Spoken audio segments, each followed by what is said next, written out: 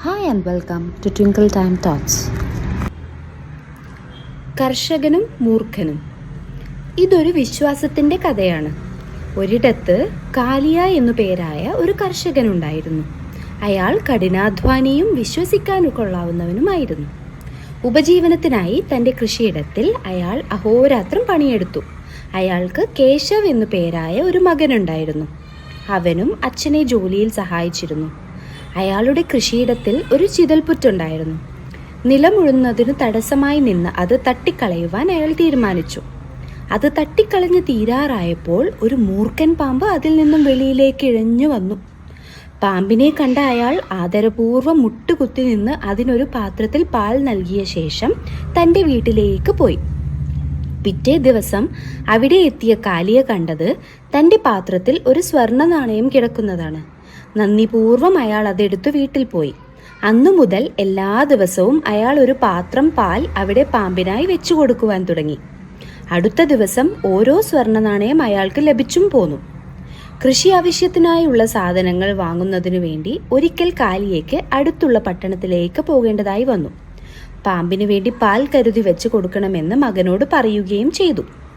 അച്ഛൻ പറഞ്ഞത് മകൻ അനുസരിച്ചു. അടുത്ത ദിവസം അവനും കിട്ടിയ ഒരു സ്വർണ്ണ നാണയം. ചെറുപ്പക്കാരനായ കേശവിന് സത്യം മനസ്സിലായില്ല. അവൻ പാമ്പിനെ കൊല്ലുവാൻ തീരുമാനിച്ചു. പാമ്പിൻ്റെ ഉള്ളിൽ മുഴുവൻ സ്വർണമാണെന്ന് അവൻ വിചാരിച്ചു. പാമ്പിനെ കൊല്ലാനായി വടിയെടുത്തതും അത് അവനെ കടിച്ചു കൊന്നു. വീട്ടിൽ മടങ്ങിയെത്തിയ കാലിയ മകൻ്റെ വിയോഗമറിഞ്ഞ് അതീവ ദുഃഖിതനായി. അതേസമയം പാമ്പിനോട് അയാൾക്ക് സഹതാപവും തോന്നി. അയാൾ പാമ്പിനെ തേടിച്ചെന്നു. പതിവ് പോലെ പാൽ കൊടുത്തുകൊണ്ട് അയാൾ പറഞ്ഞു, എൻ്റെ മകൻ ചെയ്ത തെറ്റ് ദയവ് ചെയ്ത് മാപ്പാക്കണം. പഴയതുപോലെ എന്നെ വിശ്വസിക്കണം. ഇനി നിന്നെ ഉപദ്രവിക്കുവാൻ ഞാൻ ആരെയും അനുവദിക്കുകയില്ല. പാമ്പ് ചീറ്റിക്കൊണ്ട് പറഞ്ഞു, ഖേദിക്കുന്നു ചങ്ങാതി, എന്നോട് ചെയ്ത തെറ്റ് ഞാൻ മറക്കില്ല. നിന്റെ മകൻ്റെ വേർപാട് നിനക്കും മറക്കാനാവില്ല. നമ്മൾക്ക് വേർപിരിയാം. ഇനി അന്വേഷിച്ചു വരരുത്. ഇങ്ങനെ പറഞ്ഞുകൊണ്ട് പാമ്പ് ഇഴഞ്ഞു നീങ്ങിപ്പോയി. ഗുണപാഠം: വിശ്വാസം ഒരിക്കൽ നഷ്ടപ്പെടുത്തിയാൽ വീണ്ടെടുക്കുക പ്രയാസം. വിരൂപനായ താറാവ്. ഇത് കുട്ടികൾക്കായുള്ളൊരു ഗുണപാഠ കഥയാണ്. ഒരിടത്തൊരു മനോഹരമായ കാടുണ്ടായിരുന്നു. ആ കാട്ടിലെ തടാകത്തിലായിരുന്നു അവിടെയുള്ള താറാവുകളെല്ലാം പാർത്തിരുന്നത്. ആ താറാവ് കൂട്ടത്തിൽ സുന്ദരിയായ ഒരു താറാവുണ്ടായിരുന്നു. സുന്ദരി താറാവിന് 5 കുഞ്ഞുങ്ങളായിരുന്നു. ഈ 5 താറാവ് കുഞ്ഞുങ്ങളിൽ 4 താറാവ് കുട്ടികളും ഭംഗിയുള്ളവരായിരുന്നുവെങ്കിലും 5ാമത്തെ താറാവ് കുഞ്ഞു മാത്രം വിരൂപനായിരുന്നു. അതുകൊണ്ട് തന്നെ 4 താറാവ് കുഞ്ഞുങ്ങളും 5ാമത്തെ താറാവ് കുഞ്ഞിനെ കളിയാക്കുകയും ഒഴിവാക്കുകയും ചെയ്തു. കൂട്ടത്തിലെ മറ്റു താറാവുകളും അവനെ അവഗണിച്ചു. അവനോടൊപ്പം കളിക്കാനോ സമയം ചെലവഴിക്കാനോ ആരും ഉണ്ടായിരുന്നില്ല. അവനെ സ്നേഹിക്കാൻ അവൻ്റെ അമ്മ താറാവ് മാത്രമേ ഉണ്ടായിരുന്നുള്ളൂ. അമ്മ താറാവ് പലതരത്തിലും മകനെ ആശ്വസിപ്പിക്കാൻ ശ്രമിച്ചു. എന്നാൽ അതെല്ലാം വിഫലമായി.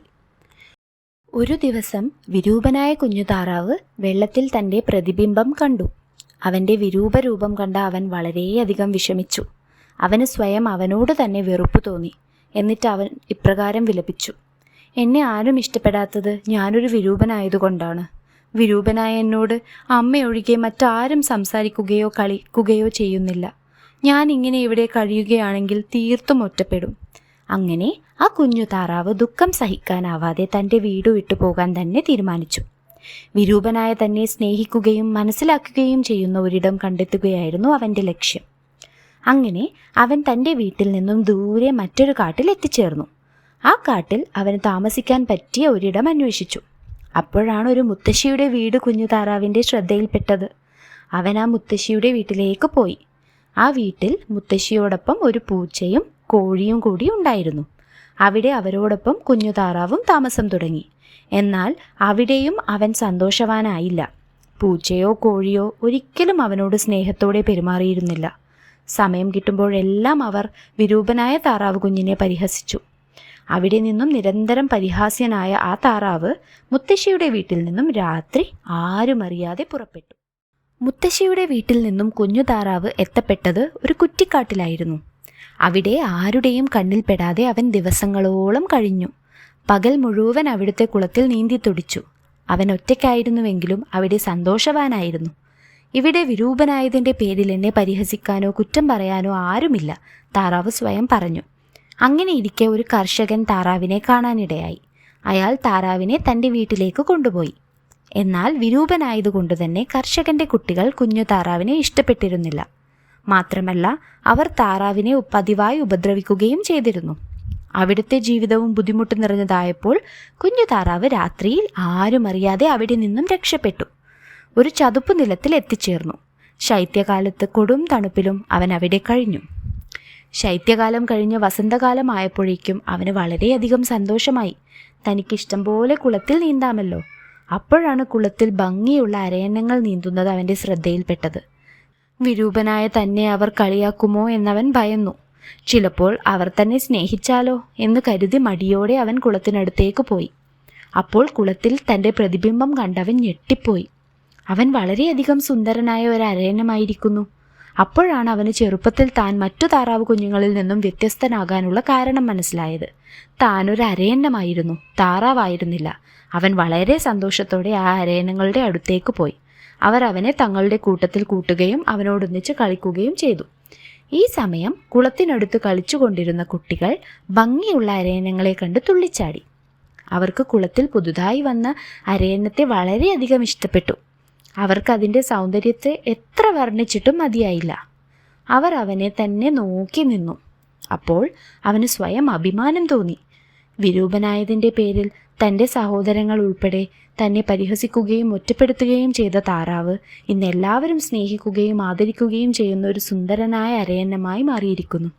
ഗുണപാഠം: സൗന്ദര്യത്തിൻ്റെ പേരിൽ നാം ആരെയും പരിഹസിക്കാനോ വിലയിരുത്താനോ പാടില്ല. 3 മത്സ്യങ്ങൾ.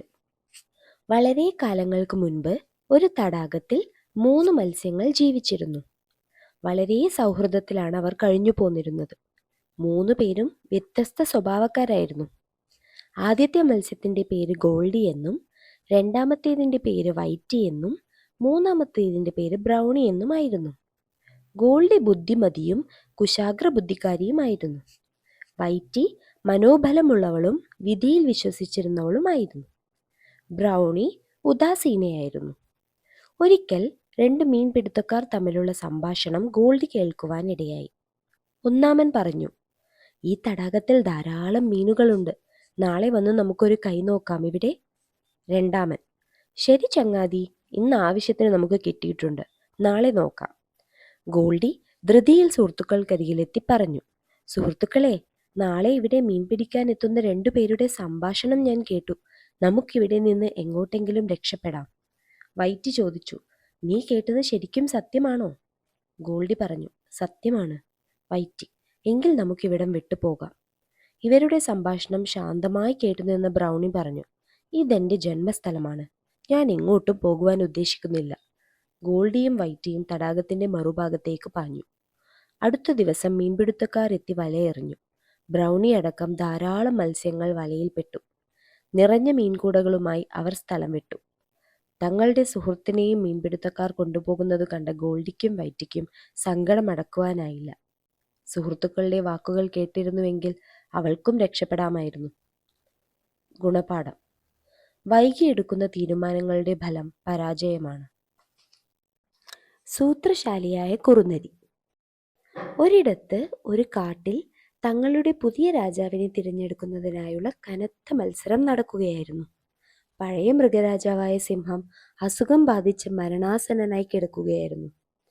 രാജസിംഹാസനത്തിനായി ചെറുപ്പക്കാർക്കിടയിൽ കടുത്ത പോരാട്ടമാണ് നടന്നുകൊണ്ടിരുന്നത്. ഇതിനിടയിലാണ് വിശന്നു വലഞ്ഞ ഒരു കുറുനരി അടുത്തുള്ള ഗ്രാമത്തിൽ ഭക്ഷണം തേടിയെത്തിയത്. ഒരു നെയ്ത്തുകാരന്റെ വീടിന്റെ പുറകിൽ അവൻ വളരെ വിശാലമായ ഒരു പാത്രം വെച്ചിരിക്കുന്നത് കണ്ടു. ഭക്ഷണമാണെന്ന് കരുതി നീലം കലക്കി വെച്ചിരുന്ന ആ പാത്രത്തിലേക്ക് അവൻ എടുത്തു ചാടി മേലാസകലം നീലയായി.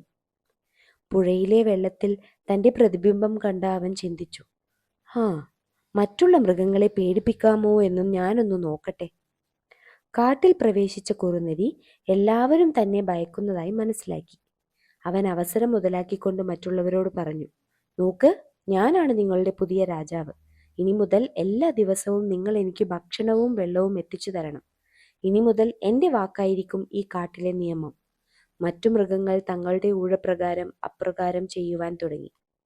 ഒരിക്കൽ കാട്ടിൽ കനത്ത മഴ പെയ്തു. ചെകിടടിപ്പിക്കുന്ന ഇടിയും മിന്നലും. മറ്റു മൃഗങ്ങൾ രാജാവിൻ്റെ അടുത്തോടിയെത്തി ഇങ്ങനെ അപേക്ഷിച്ചു: ശക്തനായ മഹാരാജ, ഞങ്ങളെ ഈ മഴയിൽ നിന്നും രക്ഷിച്ചാലും. കുറുനരി പറഞ്ഞു: പേടിക്കണ്ട, ഞാൻ ഇപ്പോൾ തന്നെ മഴ നിർത്തിത്തരാം. മഴയിലേക്കിറങ്ങിയ കുറുനരി വെള്ളത്തിൽ കുളിച്ചു നനഞ്ഞു. സാവധാനം കുറുനരിയുടെ നീലനിറം അലിഞ്ഞില്ലാതാവുകയും അവന്റെ യഥാർത്ഥ നിറം പ്രത്യക്ഷമാവുകയും ചെയ്തു.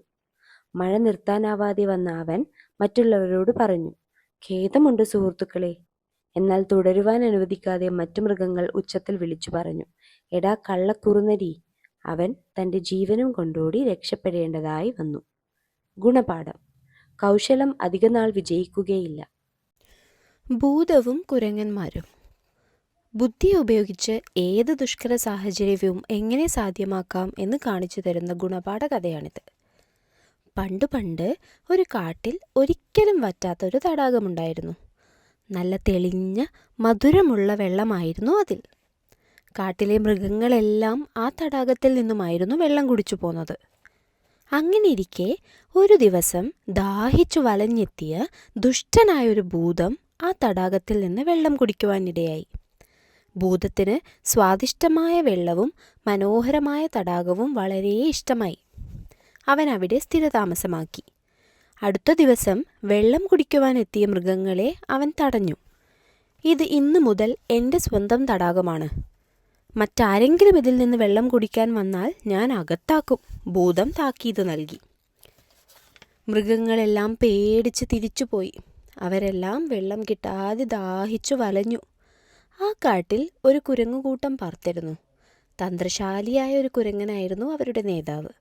കുരങ്ങു നേതാവ് മറ്റു മൃഗങ്ങളെ വിളിച്ചു വരുത്തി. ദുഷ്ടനായ ഭൂതത്തിൻ്റെ കയ്യിൽപ്പെടാതെ മറ്റൊരു തടാകത്തിലേക്ക് വെള്ളത്തിനായി പോകാൻ അവരെ ഉപദേശിച്ചു. മൃഗങ്ങൾ അങ്ങനെ ദൂരെയുള്ള മറ്റൊരു തടാകത്തിൽ നിന്ന് വെള്ളം കുടിച്ചു പോന്നു. ആരും ഭൂതം പാർത്തിരുന്ന തടാകത്തിലേക്ക് പോയില്ല. അങ്ങനെയിരിക്കെ വേനൽക്കാലം വന്നു. മൃഗങ്ങൾ വെള്ളം കുടിച്ചിരുന്ന തടാകം വറ്റി വരണ്ടു. പക്ഷെ ഭൂതം പാർത്തിരുന്ന തടാകം മാത്രം വറ്റിയില്ല. ദാഹിച്ചു വലഞ്ഞ മൃഗങ്ങൾ കുരങ്ങൻ നേതാവിൻ്റെ അടുത്തെത്തി. കുരങ്ങ് നേതാവ് തൻ്റെ കുരങ്ങൻ കൂട്ടത്തെ വിളിച്ചു വരുത്തി. അവൻ മറ്റു കുരങ്ങന്മാരോട് ആലോചിച്ച് ഒരു പദ്ധതി തയ്യാറാക്കി. കുരങ്ങന്മാർ ഭൂതം താമസിക്കുന്ന തടാകത്തിനടുത്തെത്തി. അവർ തടാകത്തിനടുത്തൊരു വലിയ കുഴിയുണ്ടാക്കി. കാട്ടിൽ നിന്ന് വലിയൊരു മുളവടി ഒടിച്ചു കൊണ്ടുവന്ന് മുളവടി അവർ തടാകത്തിലിട്ടു. എതിർവശത്തു നിന്ന് വെള്ളം വലിച്ചെടുത്തു. വെള്ളം മുളവടിയിലൂടെ കുരങ്ങന്മാരുടെ കുഴിയിലേക്ക് വരുവാൻ തുടങ്ങി. ഭൂതം കോപത്തോടെ പുറത്തേക്ക് വന്നെങ്കിലും കുരങ്ങന്മാരെല്ലാം തടാകത്തിന് പുറത്തായിരുന്നു. ഒന്നും ചെയ്യാനാവാതെ അവൻ തിരിച്ചുപോയി. കുരങ്ങന്മാർ തടാകത്തിലെ സ്വാദിഷ്ടമായ വെള്ളം കുടിച്ച് ദാഹമകറ്റി. ഗുണപാഠം: ബുദ്ധി അസാധ്യമായതിനെ സാധ്യമാക്കും. മൂർഖനും കാക്കയും. ഒരു കാക്ക മരത്തിന്റെ ഏറ്റവും മുകളിൽ മുട്ടകളിട്ടിരുന്നു. വന്യമൃഗങ്ങളിൽ നിന്നും സുരക്ഷിതമാണ് തന്റെ കൂടെന്നായിരുന്നു അവളുടെ വിചാരം. പക്ഷേ കഷ്ടം! ഒരു മൂർഖൻ പാമ്പ് അവളുടെ മുട്ടകൾ മണത്തറിഞ്ഞ് ഓരോന്നായി വിഴുങ്ങിത്തുടങ്ങി. കാക്കയുടെ ഓരോ മുട്ടയും അവനകത്താക്കി. മൂർഖനോട് മല്ലിടുവാൻ ശക്തിയില്ലാത്ത അവൾ അവനെ ഓടിക്കുവാൻ ഓരോ മാർഗങ്ങൾ ആലോചിച്ചു തുടങ്ങി. ഇനിയെങ്കിലും തന്റെ മുട്ടകൾ എങ്ങനെ സുരക്ഷിതമാക്കാം അവൾക്ക് ആദിയായി. തന്റെ ഇണയോടൊപ്പം ആലോചിച്ച് അവൾ ഒരു പദ്ധതി തയ്യാറാക്കി. അടുത്ത ദിവസം അവൾ രാജകൊട്ടാരത്തിൽ പറന്നെത്തി. രാജകുമാരിയുടെ നെക്ലേസ് കൊത്തിയെടുത്തു. കാ കാ ശബ്ദമുണ്ടാക്കിക്കൊണ്ട് പറന്നകന്നു. രാജകിങ്കരന്മാർ ശബ്ദം കേട്ട് ജാഗരൂകരായി. കാക്ക പോകുന്നിടത്തെല്ലാം അവർ പിന്തുടർന്നു. മൂർഖൻ വസിച്ചിരുന്ന ഉറുമ്പിൻ കൂടിനരികിലേക്ക് പറന്നെത്തിയ അവൾ നെക്ലേസ് കൂടിന്റെ മുമ്പിൽ ഉപേക്ഷിച്ച് പറന്നുപോയി. ഏതെങ്കിലും പാമ്പിന്റെ കൂടായിരിക്കും അതെന്ന് രാജകിങ്കരന്മാർക്ക് തോന്നി. അതീവ ജാഗ്രതയോടെ അവർ കുന്തം ഉപയോഗിച്ച് കൂടിനുള്ളിൽ പരതി. കാക്കയുടെ മുട്ടകൾ മോഷ്ടിച്ച മൂർഖനാണ് ആദ്യം പുറത്തു വന്നത്. രാജഭടന്മാർ തൽക്ഷണം അതിനെ തല്ലിക്കൊന്നു. നെക്ലേസ് വീണ്ടെടുത്ത് അവർ കൊട്ടാരത്തിലേക്ക് യാത്രയായി. കാക്ക ആശ്വാസത്തോടെ ദീർഘനിശ്വാസം വിട്ടു. പിന്നീട് അവൾ ഇട്ട മുട്ടകളെല്ലാം ആപത്തൊന്നും കൂടാതെ വിരിഞ്ഞു. തുടർന്ന് അവൾ തൻ്റെ കുടുംബത്തോടൊപ്പം സന്തോഷമായി ജീവിച്ചു. ഗുണപാഠം: ശക്തിയേക്കാൾ മെച്ചം ബുദ്ധിയാണ്. മണ്ണാങ്കട്ടയും കരിയിലയും. ഇത് മണ്ണാങ്കട്ടയുടെയും കരിയിലയുടെയും സൗഹൃദത്തിന്റെ കഥയാണ്. പരസ്പര സഹായത്തിന്റെ കഥയാണ്. ഒരിക്കൽ ഒരു കരിയില കാറ്റത്തങ്ങനെ പറന്ന് നടക്കുകയായിരുന്നു. കാര്യം ഒരുപാട് സ്ഥലങ്ങളൊക്കെ കണ്ടുകൊണ്ടുള്ള ആ പറക്കൽ നല്ല രസമാണെങ്കിലും തനിയെയുള്ള യാത്ര കരിയിലേക്ക് വല്ലാതെ മടുത്തു. അപ്പോഴാണ് ഒരു മണ്ണാങ്കട്ട തനിയെ ഇരിക്കുന്നത് കരിയില കണ്ടത്. കരിയില വേഗം മണ്ണാങ്കട്ടയുടെ അടുത്തെത്തി. ഉടൻ തന്നെ അവർ രണ്ടുപേരും കൂട്ടുകാരായി. രണ്ടുപേരും കൂടി ഒരുമിച്ച് കാശിക്ക് യാത്ര തിരിക്കാൻ തീരുമാനിച്ചു. രണ്ടാളും കാശിയെപ്പറ്റി പലരും പറഞ്ഞു കേട്ടിട്ടുണ്ട്, പക്ഷെ ഇതുവരെ കണ്ടിട്ടില്ല. ഒറ്റയ്ക്ക് പോകാൻ ഭയമായതുകൊണ്ട് ശ്രമിച്ചിട്ടുമില്ല. കാശി പുണ്യസ്ഥലമല്ലേ. എന്തായാലും രണ്ടു കൂട്ടുകാരും യാത്ര പുറപ്പെട്ടു. ഇടയ്ക്കൊക്കെ ഒന്ന് വിശ്രമിച്ച് കഥകൾ പറഞ്ഞ് കളിച്ച് ചിരിച്ച് ഒരു അടിപൊളി യാത്ര. കുറേ ദിവസം അങ്ങനെ യാത്ര ചെയ്ത് സന്തോഷമായി കടന്നുപോയി. എന്നാൽ ഒരു ദിവസം പെട്ടെന്ന് ശക്തമായ കാറ്റ് വീശാൻ തുടങ്ങി. കാറ്റിന്റെ ശക്തി കൂടാൻ തുടങ്ങിയതും കരിയില കിടുകിടേ വിറയ്ക്കാൻ തുടങ്ങി. ഇനി രക്ഷയില്ല, എങ്ങോട്ടെന്നില്ലാതെ കരിയിലയെ കാറ്റ് പറത്തിക്കളയും. പക്ഷെ മണ്ണാങ്കട്ട കരിയിലയുടെ രക്ഷയ്ക്കെത്തി. മണ്ണാങ്കട്ട വേഗം കരിയിലയുടെ മുകളിൽ കയറിയിരുന്നു. കാറ്റ് നിന്നപ്പോൾ രണ്ടുപേരും വീണ്ടും യാത്ര തുടർന്നു. കുറേ ദൂരം എത്തിയപ്പോൾ മഴ പെയ്യാൻ തുടങ്ങി.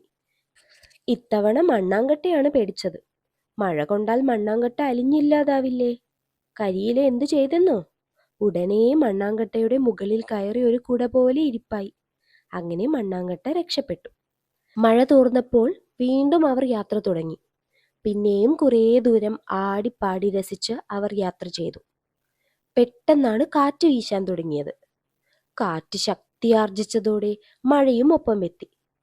ഇപ്രാവശ്യം കൂട്ടുകാർക്ക് പരസ്പരം സഹായിക്കാൻ പറ്റിയില്ല. പാവം കരിയില കാറ്റത്തെങ്ങോട്ടോ പറന്നു പറന്നു പോയി. മണ്ണാങ്കട്ടയാകട്ടെ മഴയത്തലിഞ്ഞില്ലാതായി. അങ്ങനെ മണ്ണാങ്കട്ടയുടെയും കരിയിലയുടെയും കഥ കഴിഞ്ഞു. സത്യസന്ധനായ മരം വെട്ടുകാരൻ. ഇത് സത്യസന്ധതയുടെ പ്രാധാന്യം മനസ്സിലാക്കി തരുന്ന ഒരു കഥയാണ്. പണ്ടൊരിടത്ത് ഒരു മരം വെട്ടുകാരൻ ഉണ്ടായിരുന്നു. കാട്ടിൽ നിന്നും വിറകു വെട്ടി വിറ്റ് കിട്ടുന്ന കാശ് കൊണ്ടായിരുന്നു അയാളും കുടുംബവും ജീവിച്ചിരുന്നത്.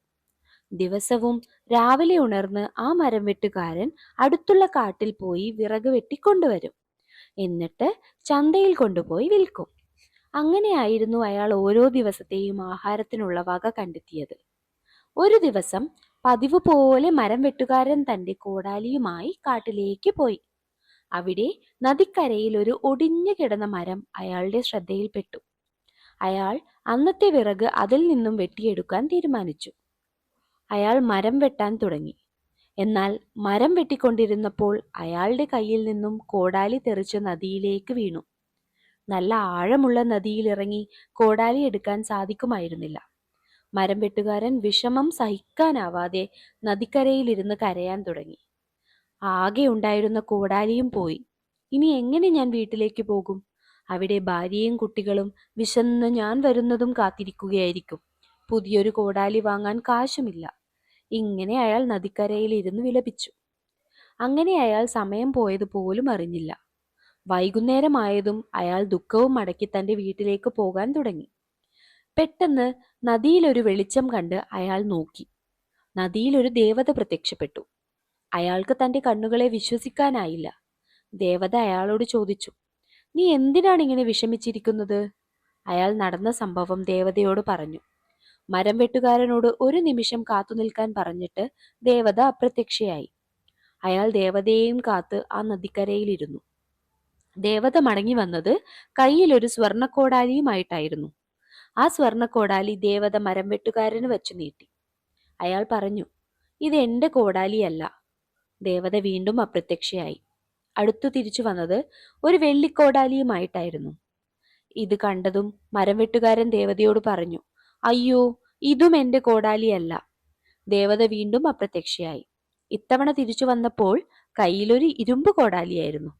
ഇത് കണ്ടതും മരം വെട്ടുകാരൻ സന്തോഷം കൊണ്ട് തുള്ളിച്ചാടി. "ഇതെന്റെ കോടാലിയാണ്, ഇതെന്റെ കോടാലിയാണ്," അയാൾ ഉറക്കെ വിളിച്ചു പറഞ്ഞു. അയാളുടെ സന്തോഷം കണ്ട ദേവത ആ 3 കോടാലിയും അയാൾക്ക് നൽകി. എന്നിട്ട് ഇപ്രകാരം പറഞ്ഞു, "ഇത് നിന്റെ സത്യസന്ധതയ്ക്കുള്ള സമ്മാനമാണ്. ഇത് 3ഉം നീ സ്വീകരിക്കൂ. എന്നിട്ട് നിന്റെ ജീവിതം കൂടുതൽ മികച്ചതാക്കൂ. നിനക്ക് നല്ലത് വരട്ടെ." ഇതും പറഞ്ഞു ദേവത അപ്രത്യക്ഷയായി. മരം വെട്ടുകാരൻ തനിക്ക് കിട്ടിയ 3 കോടാലിയുമായി വീട്ടിലേക്ക് മടങ്ങി. അയാൾ തന്റെ ജീവിതം കൂടുതൽ മെച്ചപ്പെട്ട രീതിയിലാക്കി. ഒരുപാട് കാലം തന്റെ കുടുംബത്തോടൊപ്പം സന്തോഷത്തോടെ ജീവിച്ചു. ഗുണപാഠം: നമ്മൾ എപ്പോഴും സത്യസന്ധരായിരിക്കണം. സത്യസന്ധതയ്ക്കുള്ള പ്രതിഫലം എല്ലായ്പ്പോഴും ലഭിക്കുക തന്നെ ചെയ്യും. സ്വർണസ്പർശം. ഒരിടത്ത് മിഡാസ് എന്നു പേരായ ശക്തനായ ഒരു രാജാവുണ്ടായിരുന്നു. അദ്ദേഹത്തിന്റെ ശക്തിയേക്കാൾ ഉപരി അത്യാഗ്രഹത്തിനായിരുന്നു മുൻതൂക്കം. ചുറ്റിനുമുള്ള രാജ്യങ്ങളെല്ലാം കൊള്ളയടിച്ച് അയാൾ സമ്പന്നനായി തീർന്നു. ഒരിക്കൽ പ്രാർത്ഥനാനിരതനായ രാജാവിന്റെ മുൻപിൽ ഒരു ദേവത പ്രത്യക്ഷപ്പെട്ടുകൊണ്ട് പറഞ്ഞു, "അല്ലയോ രാജാവേ, നിന്റെ പ്രാർത്ഥനയിൽ ഞാൻ സന്തുഷ്ടയായിരിക്കുന്നു. നിനക്കാവശ്യമുള്ള എന്ത് വരവും ചോദിക്കാം." അത്യാഗ്രഹിയായ മിഡാസ് എളിമയോടെ പറഞ്ഞു, "നമസ്കാരം ദേവി, തൊടുന്നതെല്ലാം പൊന്നാക്കുവാൻ നീ എന്നെ അനുഗ്രഹിക്കണം." ദേവി പുഞ്ചിരിയോടെ പറഞ്ഞു, "ഇന്നു മുതൽ നീ തൊടുന്നതെല്ലാം പൊന്നായി മാറുന്നതാണ്." മിഡാസ് അതീവ സന്തുഷ്ടനായി. വരത്തിന്റെ ശക്തി പരീക്ഷിക്കുവാൻ മിഡാസ് തീരുമാനിച്ചു. ഒരു തൂണിൽ തൊട്ടുനോക്കി. ക്ഷണനേരം കൊണ്ട് കൊട്ടാരമാകെ സ്വർണമായി തീർന്നു. അന്നു മുതൽ അയാൾ തൊടുന്നതെല്ലാം പൊന്നായി മാറുവാൻ തുടങ്ങി. തുടക്കത്തിൽ തോന്നിയ സന്തോഷം അധികനാൾ നീണ്ടുനിന്നില്ല. ആഹാര സാധനങ്ങൾ, വെള്ളം, പഴങ്ങൾ തൊടുന്നതെല്ലാം പൊന്നാകുവാൻ തുടങ്ങിയപ്പോൾ മിഡാസിന് ആദിയായി. ആരെയും ഒന്നിനെയും തൊടുവാൻ പറ്റാത്ത അവസ്ഥ. അരുമ മകൾ ഒരിക്കൽ സ്നേഹത്തോടെ ഓടിവന്ന് പിതാവിനെ ആലിംഗനം ചെയ്തു. അവളും സ്വർണമായിപ്പോയി. തന്റെ അത്യാഗ്രഹത്തിന്റെ ഫലം മനസ്സിലാക്കിയ മിഡാസ് മുട്ടുകുത്തി നിന്ന് പശ്ചാത്താപത്തോടെ കണ്ണീരൊഴുക്കുവാൻ തുടങ്ങി. ദേവത പ്രത്യക്ഷപ്പെട്ട് ചോദിച്ചു, "നീ ആഗ്രഹിച്ച പോലെ എല്ലാം സ്വർണമായി കിട്ടിയില്ലേ? ഇനിയും നിനക്ക് സന്തോഷമായില്ലേ?" മിഡാസ് കരഞ്ഞുകൊണ്ട് പറഞ്ഞു, "എന്നെ ഇനിയും കളിയാക്കരുതേ. ഈ ശക്തി ഇനി എനിക്ക് വേണ്ട. എന്റെ ക്രൂരതയും അത്യാഗ്രഹവും എന്നിൽ നിന്ന് പോയിരിക്കുന്നു. എന്നെ ഒരു സാധാരണ മനുഷ്യനാക്കിയാലും പ്രജകളെ മനസ്സിലാക്കുന്ന ഒരു സാധാരണ രാജാവാകണം എനിക്ക്." ദേവത വരം പിൻവലിച്ചു. പിന്നീടുള്ള കാലം മിഡാസ് പ്രജകളെ സേവിച്ച് സന്തോഷമായി കഴിഞ്ഞുപോന്നു. ഗുണപാഠം: ദുരിതങ്ങൾക്ക് മൂലകാരണം അത്യാഗ്രഹമാണ്. പൊന്മുട്ടയിടുന്ന താറാവ്. ഇതൊരു ഗുണപാഠ കഥയാണ്. പണ്ടൊരിടത്ത് ഒരു കർഷകനും അദ്ദേഹത്തിന്റെ ഭാര്യയും ജീവിച്ചിരുന്നു. വളരെ കഷ്ടപ്പെട്ടായിരുന്നു അവർ ജീവിച്ചിരുന്നത്. ആ കഷ്ടപ്പാടുകൾക്കിടയിലും അവർ ഒരു താറാവിനെ വളർത്തിയിരുന്നു.